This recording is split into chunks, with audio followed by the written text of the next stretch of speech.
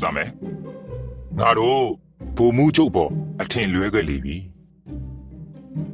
တမခွန်ခွန်တမမူဘိုလ်မှူးချုပ်ကျော်တက်ဦးဟာအများထင်တယ်လို့မျိုးစိတ်ချမ်းလူချမ်းမဟုတ်ပါဘူးတဲ့သူ့ကိုမိတဲ့ PDF တွေကပြန်ပြောပြလို့သာသိရတာလူတွေသိထားကြတာကရန်ကုန်မှာစစ်အာဏာရှင်စာနာပြပြည်သူတွေကိုပြစ်ခတ်တပ်ဖြတ်ရမှာအဓိကပါဝင်ခဲ့တဲ့သူနောက်ကျောင်းရာဇဝင်များကိုပြန်လည်လေ့လာကြည့်ရမှာလေ2021ခုနှစ်ကလေးကအခုထက်ထိစစ်ရာဇဝတ်မှုများစွာကိုကျူးလွန်ထားတဲ့သူတရားဟုတ်တဲ့အခုအင်းတော်မျိုးစိန်တိုက်ပွဲကနေဖမ်းပြီးတော့အထင်းနဲ့မြင်တက်စင်လွဲနေတယ်တဲ့ PDF တွေအပေါ်မှာရိုးရိုးကြိုးကြိုးနဲ့ဆက်ဆံတက်ပြီးဘာကန်ခိုင်းဖင်ပေါ့စွာနဲ့လုပ်ပေးတယ်တဲ့သူကျူးလွန်ခဲ့တဲ့အမားဆိုလို့သူတို့အဖွဲ့တွေအင်းတော်ဘက်ကနေကတာဘက်အပြေး PDF တွေမိတဲ့အချိန်မှာကျွန်တော်ဟာတက်မမှုပါလို့ဝန်မခံခဲ့တာတခုပဲရှိတယ်။ဒါဆိုသူ့ကိုတက်မမှုမှန်ဘယ်လိုသိသွားကြတာလဲမေးစရာရှိလာတယ်။ PDF တွေပြောပြချက်အရပရိကြည့်ပြီးခွဲခြားလိုက်တာတဲ့။တက်သားတွေကလက်မှာပဲပရိပတ်ကြပြီး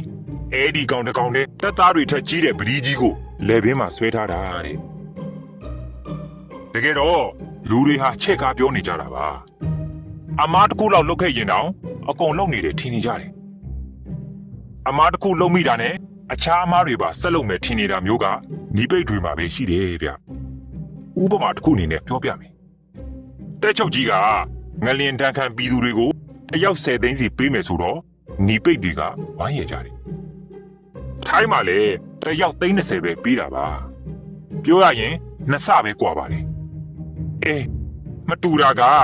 ထိုင်းမှာက24ယောက်ပဲသေးပါတယ်မြန်မာပြည်မှာကအယောက်3000ကျော်ပါတင်ချာတွတ်တက်ယုံနဲ့ဘသူတွေကစေတနာပူလဲဆိုတာသိကြမှာပါအခုလေဘိုလ်မှူးချုပ်အောင်တက်ဦးကိုလူမိုက်ကြီးလို့ထင်နေကြတာ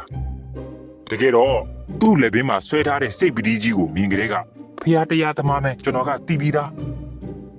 အပြင်မှာဖွာသလိုမျိုးခြေမြန်လက်မြန်နဲ့သူများကိုဒုက္ခပေးမဲ့လူမဟုတ်တော့ပါဘူးဆိုတာသိတယ်မတက်တာလို့သာလက်နဲ့ကန်ရတာအမှန်တော့ဗဒီလေးစိတ်ပြီးဘဝကိုအေးအေးချမ်းချမ်းနေခြင်းနဲ့ရုပ်လေးပါဗျတတွင်းအမှန်တွေတင်ဆက်ပေးနေတယ် Because it's inside